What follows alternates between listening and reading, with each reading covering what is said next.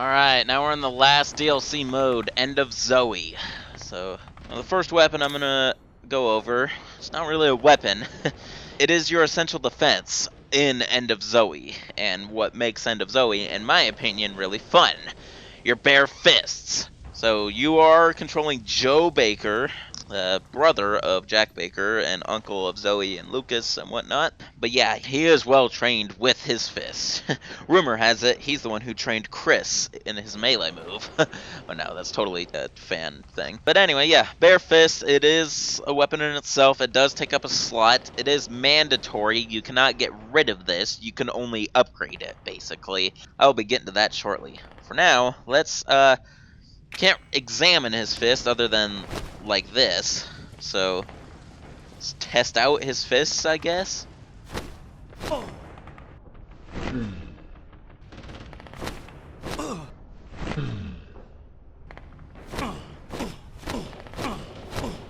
Yeah, I should go to the beginning of the game because I could use a punching bag. I'm gonna go ahead and do that real quick. Alright, so this will allow me to give you a better demonstration of what he could do with his fists.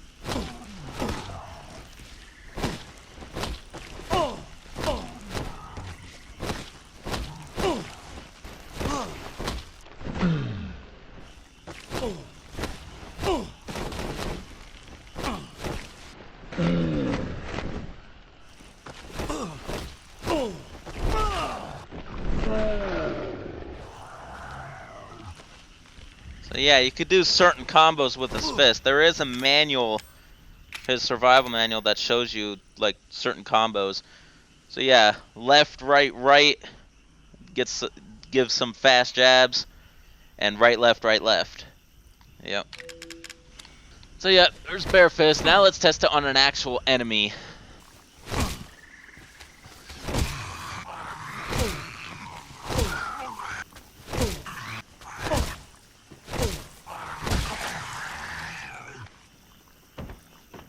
Alright, it took 8 straight punches of my right fist to defeat the molded, and I went all for headshots, because that's what you gotta do in this mode. Go for the head. I'm not even gonna bother with the body on this one.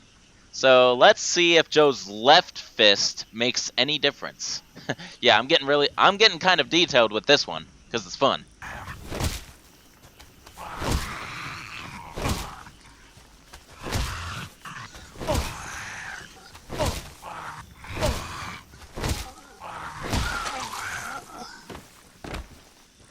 Alright, so with Joe's left fist, it took 9 hits, so maybe there is a tiny bit of power difference between his two fists.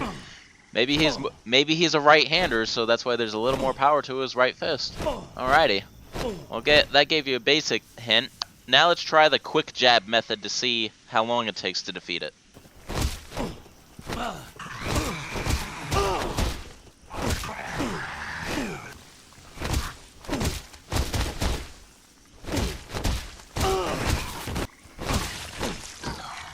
Alright, so it took a couple sequences to defeat it, but the other method, the powerful left punch, will definitely finish it off. Watch this.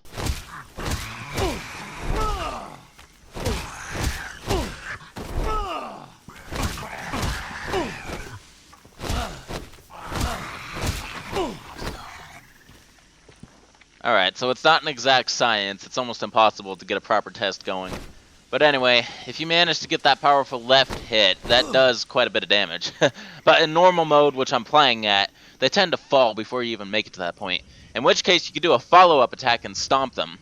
But I'm not going to include that in this weapon review. That is better fit them for the melee move review that I will be doing after this weapon review. And I know he has a finisher attack, but once again... Oh, you see that? I didn't even know he could do that. I've never seen that. He just clenched his fists. But anyway, the finisher attack and the stealth attacks, I'm not going to include these in this weapon review because those are utilizing melee. I only showed simply what he could do with his bare fist using the trigger buttons. There's no way around it. I'm just going to be straightforward. I'm not doing the finisher, the follow-up, or the stealth attacks in this weapon review. Hands down. Now for the next weapon, the throwing spear. Made by attaching scrap metal to a tree branch. Can be retrieved and used again if it misses an enemy. So that's good to know. So yes, as it says, You could actually pick these up throughout the game, but you could also make them yourself through the combination of scrap metal and a tree branch. As you see here, these two create the throwing spear. Alright, so here's what it looks like here. Oh, here, I didn't even examine it. Here you go. There you go. Oh yeah. Alright, so these are primarily used to fend off alligators in the swamps. Those things are very dangerous. Basically, in normal mode or higher, they insta-kill you. In easy mode, they only, like, clip you and whatnot. You could actually escape even if you get hit. So yeah, that's what these are for. Let's go ahead and test it out real quick.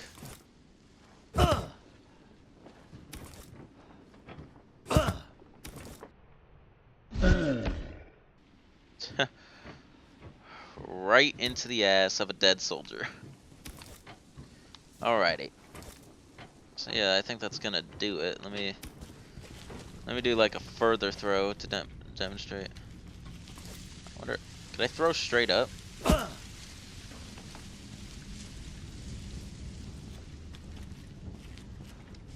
Wow, that goes far.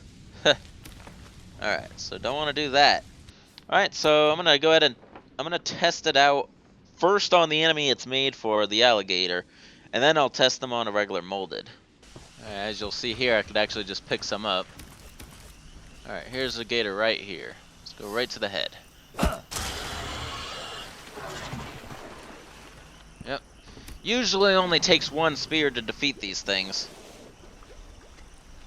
Although I hear if you're in Joe Must Die mode, there is a slight chance it could take more than one if you don't hit the head. Try the body.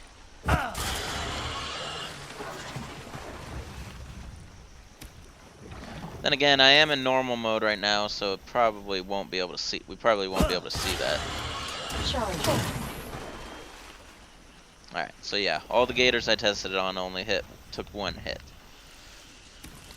Alrighty, that's the basic use for it. There's not a whole lot of these in the game. I mean, if you save all the scrap metal in the game for these, then you could procure like over 10 of them. But anyway, now I'm gonna test it on a molded to compare it like to Joe's bare fists, I guess.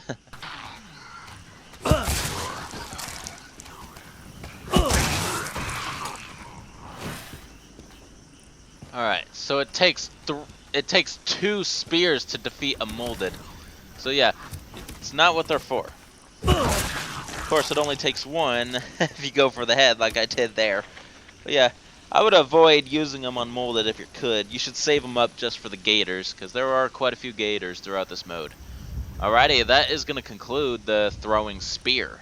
Now for the next weapon, the throwing knife. Small knives for throwing. Hit enemies with them to draw their attention. Alrighty, so check it out. Just a typical knife used for throwing. Alright, so the thing about these is you can only find them in Joe Must Die mode. And really, in my personal opinion, they are not useful whatsoever for enemies necessarily. However, they are one of the most useful things in Joe Must Die mode because there's a lot of explosive traps that you have to disable in order to proceed through without dying. And that's what I think these are meant for, really, is all that stuff. And like the description said, it could also be used to distract enemies, but not necessarily kill them. So I'm going to test it out real quick. I wonder if it's just like the throwing spear where you could retrieve them if you miss stuff with it. Probably not, but let's find out.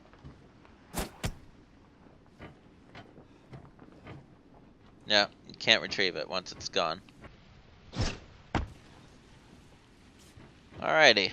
So, I'm not really close to any enemies necessarily here. I'm not sure, even with the amount that I have here, I had 9 to start with, so could all of those defeat a molded? Alrighty people, unfortunately I didn't prepare very well when it comes to the throwing knife. I don't have any current saves that are close to regular enemies that I have access to. In order to do a test, I would have to go all through the game again, and I really don't feel like doing that. So I'm just gonna go ahead and make a judgment call and say the throwing knife is not worth testing on an enemy because it's not designed to be used on enemies. Yeah, this is a rare occasion where I just can't test a weapon out like I want to. but I just don't have the time or the patience to really do what I have to in order to make that test possible. There would be hell to pay if I found out that even 9 knives can't defeat a normal molded, so not even gonna try. Alrighty, so let's just say the throwing knives are used simply to distract enemies and take out objects that will get in your way. And I'm gonna leave it at that. Before continuing, I would like to mention that you can get the M21 shotgun in End of Zoe. All you have to do is simply beat the game, so there is a firearm technically in this mode. But anyway, moving on, the next weapon is the Steak Bomb, a homemade bomb of Joe's own design. So the Steak Bomb, kind of like the throwing spear, it can be acquired a couple times through the game, not nearly as much as the throwing spear. The rest you have to make yourself. It is makeable through chem fluid in the tree branch. I'm going to make all 5 of them that I can make now, so here it is. Oh, let's check it out. I forgot to check it out. There you go. So it looks like it's just a can, yeah, tree branches, and like I guess a battery on top, and somehow it will make it detonate. Can a weapon enthusiast tell me if something like this is even possible in real life, please? Alrighty. So, yeah, it's kind of like remote bombs from Resident Evil 6, more or less.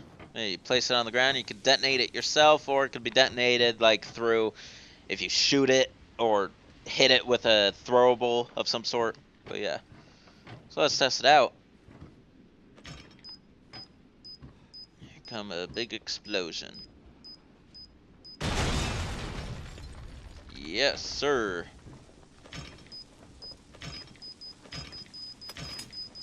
So if I do a bunch at once, it's probably going to be huge.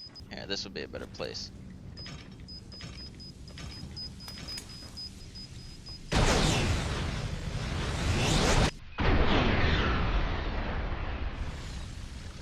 Yeah, quite an explosion if you stack them like that.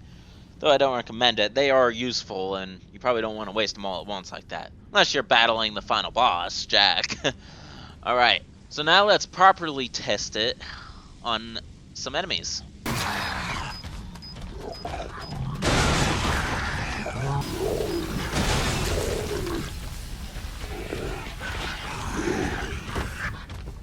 Alright, so it took 2 steak bombs to defeat regular molded. So I guess that would be a proper test. As long as it takes more than 1, I'll accept it. So yeah, a little more for other enemies probably. And it would have only been 1 blast if I did stack 2 against it. In this spot, I only have 2 steak bombs, so I'm probably not going to be able to properly test it on the fat molded. But that's okay. That was a proper test if you ask me. Alright, that is going to conclude the steak bomb. Alright, now for the next weapon, the Spirit Blade. The murdered soul of its maker rests within the blade. Cutting enemies lets you absorb their health. So yeah, this is a supernatural weapon, cannot exist in real life. But, check it out anyway. Yeah, it even has like veins and whatnot. Alrighty, so the purpose of this weapon really is to gain back health from enemies, like once you've been injured, if you don't have conventional healing items on you, or if you just want to be stylish about it. However, in my experience using this weapon, it has virtually no power. I'm not even sure if you can kill an enemy with it, but let's test it out regardless.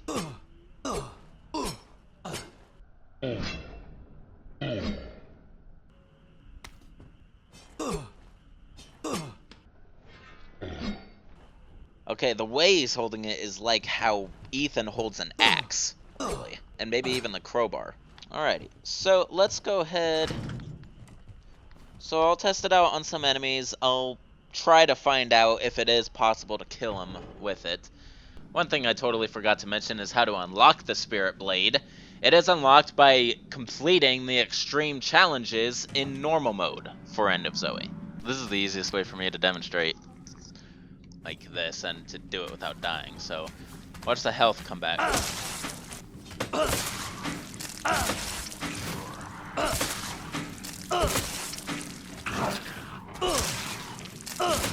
I'm fully healed now.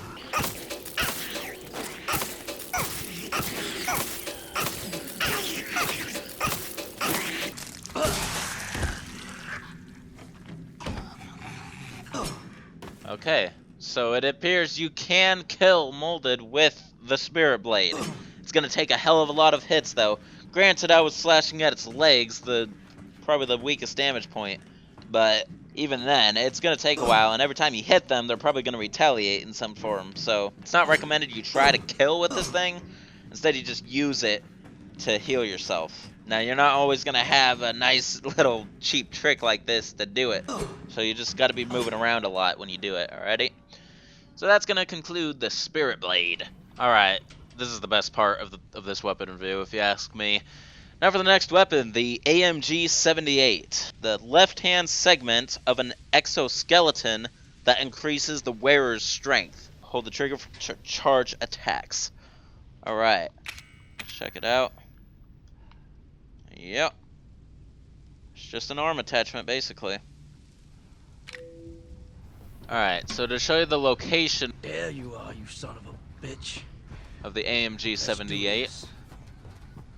It is mandatory, so no matter what, you'll find it if you want to complete this game. What the hell is this? One of their fancy toys? Advanced Multi-Purpose Gauntlet is its full name. Ready for use. And there you go. Alright, so as you can see, it's equipped to Jack's left hand.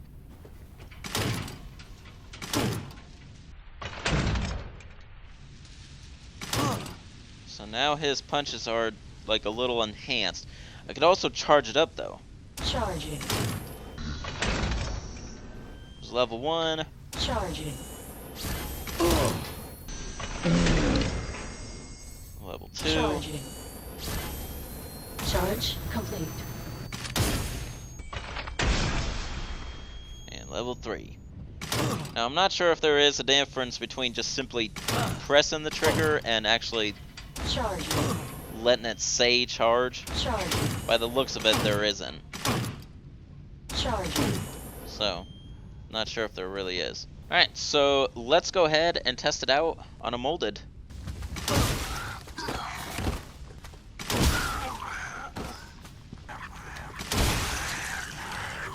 It only took 3 punches. So let's see if there is a difference between regular punch and charging level 1. Charging. Charging. It would appear there is very slight difference. Charging. Only 2 for level 1 charge. Can I find some more enemies around here? Most likely. Oh yeah, level 2 charge. Charging. Wow. Got a double headshot with that. So yeah, level 2 is all you'll need really to defeat these things, at least with a headshot in normal mode. However, in Joe Must Die mode, it is not that easy. In fact, in my experience, it takes about 3 full charged hits to defeat a standard molded. The crawling molded can go down in just 2 full charged in Joe Must Die mode. But yeah, this thing makes you really powerful once you have it on you. So you could still do your punch combos with this thing equipped, but if you're not in Joe Must Die mode, they're probably going to die before you even make it to that point. So the thing about the AMG-78 is you can unlock it for use throughout the entirety of the game rather than just the end.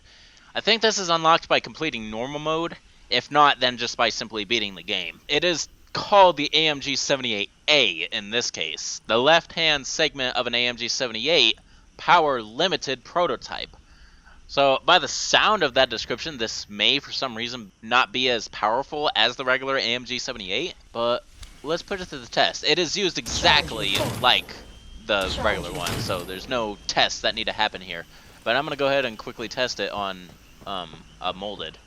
As the normal AMG took 3 hits to the head, so let's see how much this takes.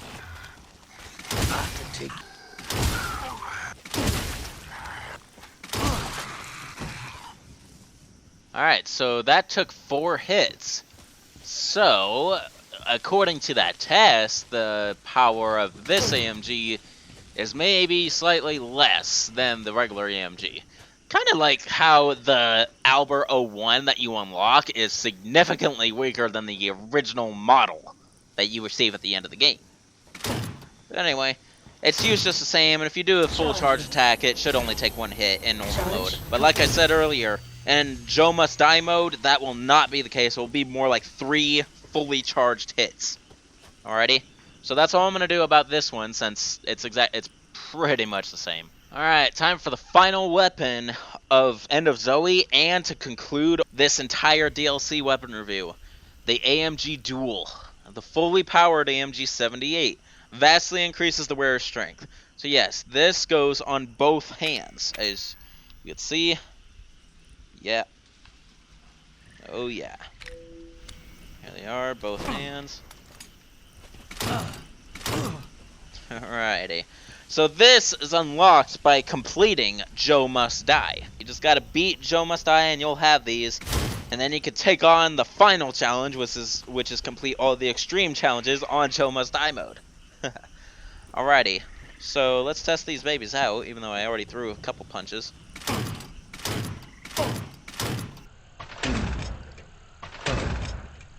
And you could also do a double punch with these if you press both triggers at the same time.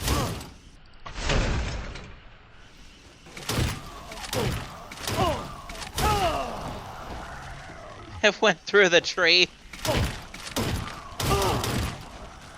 Yep. You can still do your combo with it. Alright. Charging. And you can charge Charging. Charge complete. both one fist at a time, or you could charge both. Charging. Charge complete. And that does like a super powerful attack. Charging. Charge complete. I just obliterated the bag. You can do that with a single fist, by the way. Alright, let's test these bad boys out on a molded. They're not going to have a chance. One is too much for it fully charged, so what the hell is both going to do? So I'm gonna test just doing both like that. Good with my bare hands. One single hit. Okay? Let's go for the body in this case then.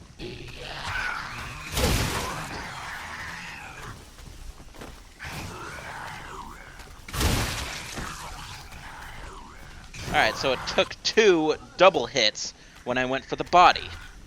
So, yeah, that just shows the vast power. Now I'm going to fully charge it on this thing, overpower it. This is basically the explosive headshot of this weapon review, you could say. So here we go.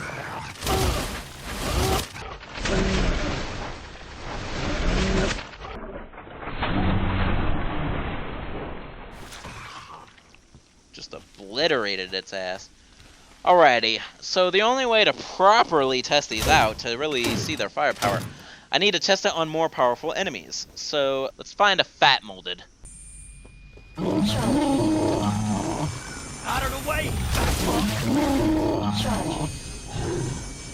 Charge.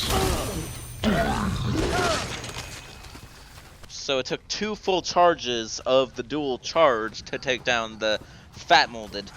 And that goes to show you the power of these things. Fat molded are pretty powerful. They last a while, annoyingly long, actually.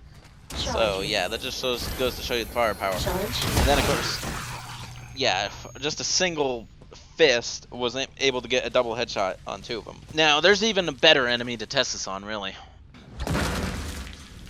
Okay. You want some?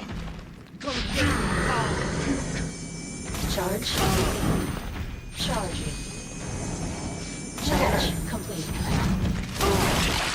Charging. Charge complete. Here we go.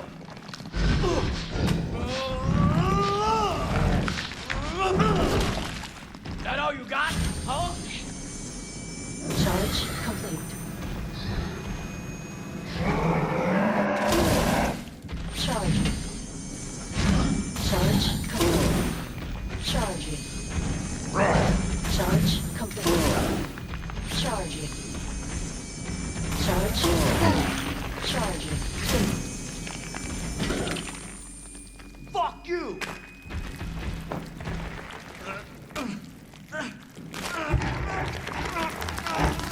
So see how little time it took to defeat this first boss fight with these dual AMGs, at least in normal mode. But yeah, I think that's gonna fairly demonstrate the power of these things. I don't think I could do it any better. I mean, I could go to professional mode and like do the final boss fight, but no, that's stretching it a little bit. So yeah, I think that's gonna conclude it, people. So that is it for the dual AMGs. I guess it's worth mentioning that throughout End of Zoe, you can collect these things called effigies. There's the boxer effigy and there's the champion effigies. The boxer ones increase your attack power by 1%, while the champion does 5%. So by the end of it, right here as it stands, I currently have 34% higher attack power with all these effigies. So yeah, that's just something to mention. It's like another upgrade of some sort, so that's why I didn't include it in the initial review, but I did remember to mention it here, because you will want to collect these things. They slightly increase your fist power. Alrighty, and that is going to conclude my DLC exclusive weapon review for Resident Evil 7. I hope you guys enjoyed the video. This will make my Resident Evil 7 weapon review fully complete now, so all the weapons have been accounted for. I won't have to worry about it anymore. Alrighty, so really hope you guys enjoyed. It's always nice to go back to weapon reviews every once in a while, especially this one. This one was really fun because I really like those AMGs. Those are really badass, I think. Of course, following up, I will also do a melee move review because both Not a Hero and End of Zoe have melee in them.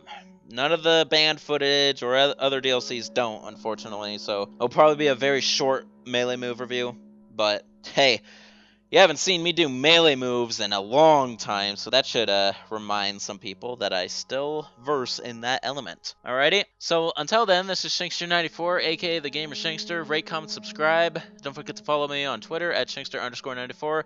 Check out my Facebook page. Support me on Patreon. Shout out to Wyatt Chatrin and Carlos Aranda for being my 2 patrons on Patreon. Alrighty, I will see you guys next time in the melee move review for Resident Evil 7 DLC. Peace out.